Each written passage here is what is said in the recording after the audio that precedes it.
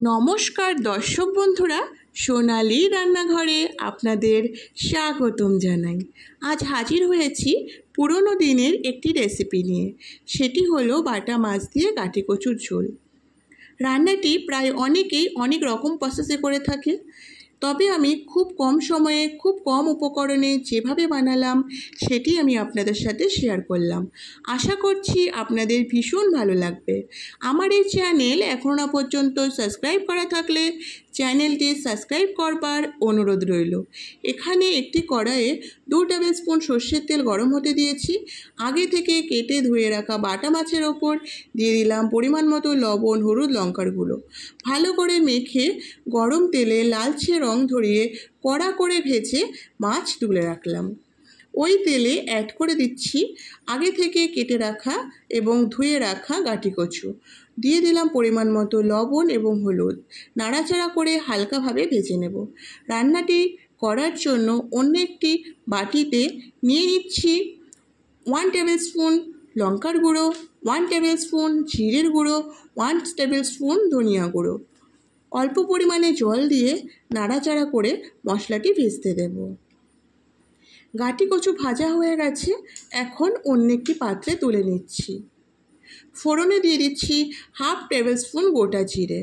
যখন ফোড়নটা হয়ে যাবে অ্যাড করে দেব 1 টেবিল স্পুন আদা বাটা। আদাটা ভালো করে ভাজা করে নিচ্ছি যাতে আদা থেকে কাঁচা গন্ধ সম্পূর্ণভাবে চলে যায়। আগে থেকে ধুয়ে কেটে টুকরো করে রাখা টমেটো অ্যাড করে দিলাম। টমেটোর ওপর দিয়ে দিলাম পরিমাণ মতো লবণ দিয়ে টমেটোটা ভাজা করলে টমেটোটা খুব তাড়াতাড়ি গলে যায়। অ্যাড করে দিলাম হলুদ গুঁড়ো। সমস্ত কিছু একসাথে নাড়াচাড়া করে নেব। এবার অ্যাড করে দেবো আগে থেকে মিশিয়ে রাখা মশলাগুলো।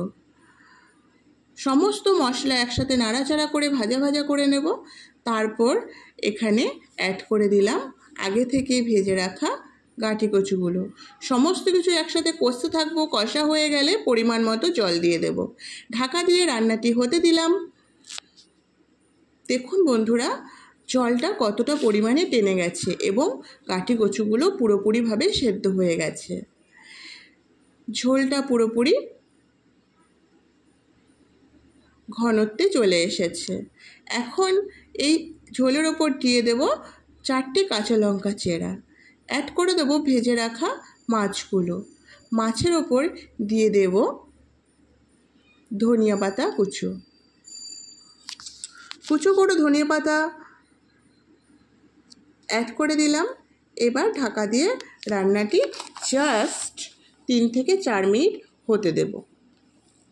তারপর ফ্লেম অফ করে 3 থেকে 4 মিনিট স্ট্যান্ডিং টাইম দেওয়ার পর খুলে দেখাচ্ছি রান্নাটা কতটা সুন্দর হয়েছে।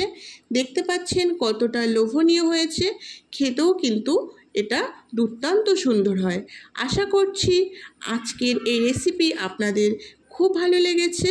ভালো লেগে থাকলে লাইক, শেয়ার ও কমেন্ট করতে ভুলবেন না যেন। আজকের মতো এই পর্যন্তই। হাজির হব নতুন কোনো রেসিপি নিয়ে। Thanks for watching my